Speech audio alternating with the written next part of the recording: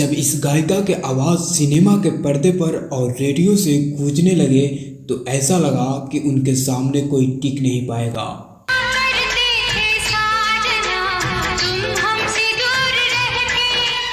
अपनी सुरीली आवाज़ से संगीत प्रेमियों के दिल पर राज करने वाली इस गायिका का तुलना स्वर कोकिला लता मंगेशकर से की जाने लगी।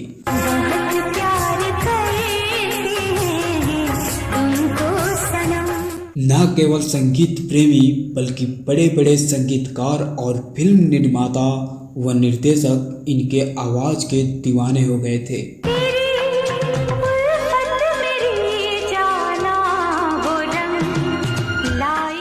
इस गायिका के आवाज़ को सुनकर दिग्गज संगीतकार ओपी नैयर ने लता मंगेशकर के युग के समाप्त होने की घोषणा कर दी थी।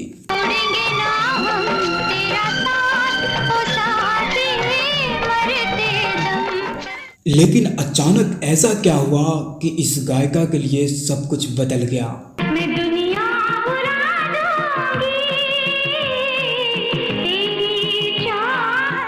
इस वीडियो में मैं आपको उसी गायिका के बारे में बताने जा रहा हूं जो अचानक फिल्म संगीत से गायब हो गई।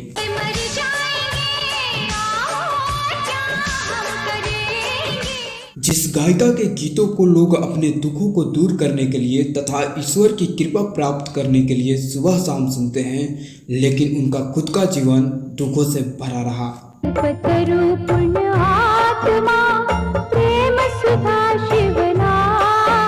आप बने रहिए हमारे साथ, इस वीडियो के अंत तक बताएंगे इस गायिका के बारे में पूरी जानकारी भी। मगर उससे पहले अगर अभी तक आप लोगों ने हमारे इस चैनल को सब्सक्राइब नहीं किया है तो अभी सब्सक्राइब करें। नमस्कार, आप देख रहे हैं कुछ सुनहरे यादों के साथ अरियल जीवन।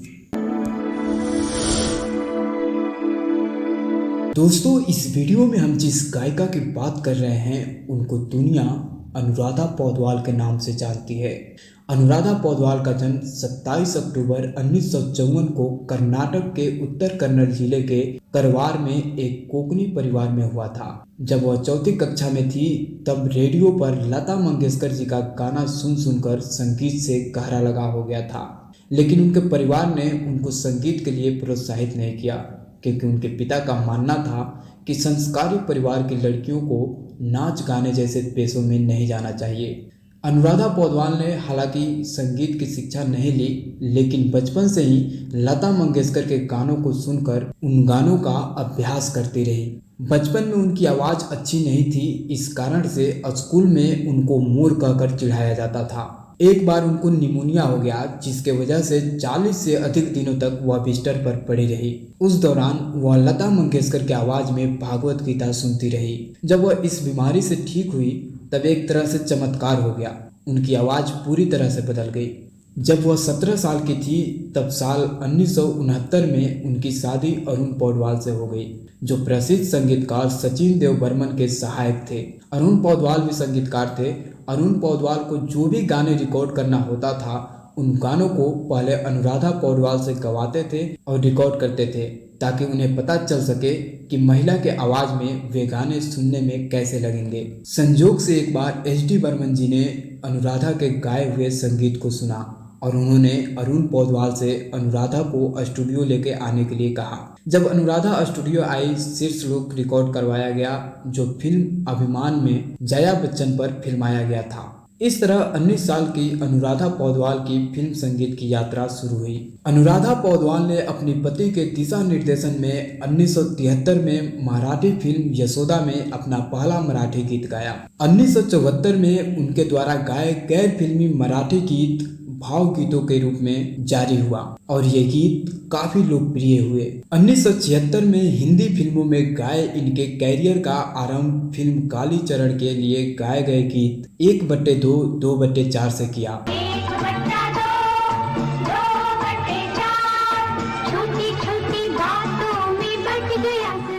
जिसका संगीत राजेश रोशन ने दिया था। इसके बाद हेमा मालिनी और शशि कपूर का फिल्म आप नीति में अपना एकल गीत गाया। इस गीत को संगीतबद्ध किया था लक्ष्मीकांत प्यारेलाल जी ने और वो गाना था हम तो गरीब हैं।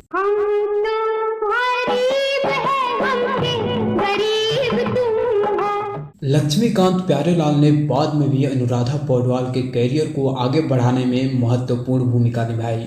1976 में अनुराधा पौडवाल को मोहम्मद रफ़ी, किशोर कुमार, मुकेश और मन्ना डे जैसे महान गायकों के साथ गाने को मौके मिले।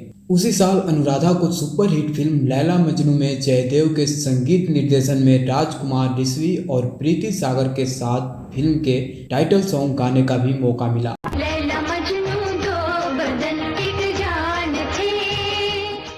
इस गाने से अनुराधा पौडवाल को थोड़ी पहचान मिली। 1977 और 1978 में भी आशा भोसले, मोहम्मद रफ़ी और किशोर कुमार के साथ कुछ गीत गाए। अगले साल 1979 में अनुराधा पौडवाल को कई मधुर गीत गाने के मौका मिले। उन्होंने फिल्मी दुनिया में जयदेव के संगीत निर्देशक में कुछ यादगार गीत गाया, लेकिन उनको सबसे ज़्यादा प्रसिद्धि मिली किशोर कुमार के साथ फिल्म जानी दुश्मन के लिए गाए गीत से। यह गाना था ओ मेरी जान।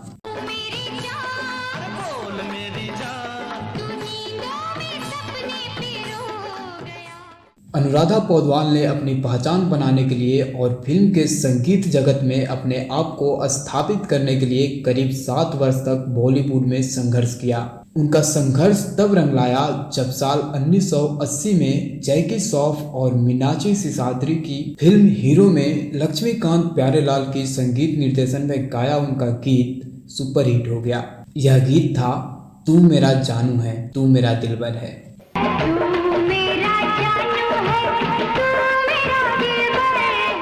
इस गीत के साथ अनुराधा पौडवाल फिल्म इंडस्ट्री में अपनी पहचान बनाने में कामयाब हो गई। वर्ष 1986 में प्रदर्शित फिल्म उत्सव अनुराधा पौडवाल की कैरियर की एक और महत्वपूर्ण फिल्म साबित हुई। शशि कपूर की इस फिल्म में अनुराधा पौडवाल को लक्ष्मीकांत प्यारेलाल के संगीत निर्देशन में मेरे मन बजा मृदंग गीत गाने का अवसर मिला, जिसके लिए वह सर्वश्रेष्ठ गायिका के फिल्म फेयर पुरस्कार से भी सम्मानित की गई। अनुराधा पौडवाल की किस्मत का सितारा वर्ष 1990 में प्रदर्शित फिल्म आशिकी से चमका। बेहतरीन गीत संगीत से सजी इस फिल्म की जबरदस्त कामयाबी ने न सिर्फ अभिनेता राहुल रॉय, गीतकार समीर, संगीतकार नदीम श्रवण और गायक कुमार सानू को शोहरत की बुलंदियों पर पहुंचा दिया, बल्कि अनुराधा पौडवाल को भी फिल्म इंडस्ट्री में ऊंचाई प्रदान की। इस फिल्म के सदाबहार गीत आज भी लोगों को मंत्रमुग्ध कर रहे हैं।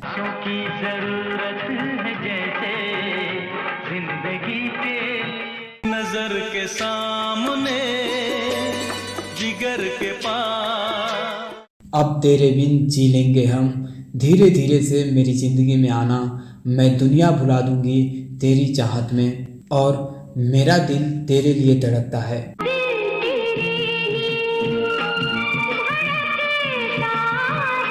जैसे गीत बहुत लोकप्रिय हुए, उन गीतों ने फिल्म को सुपरहिट बनाने में अहम भूमिका निभाई।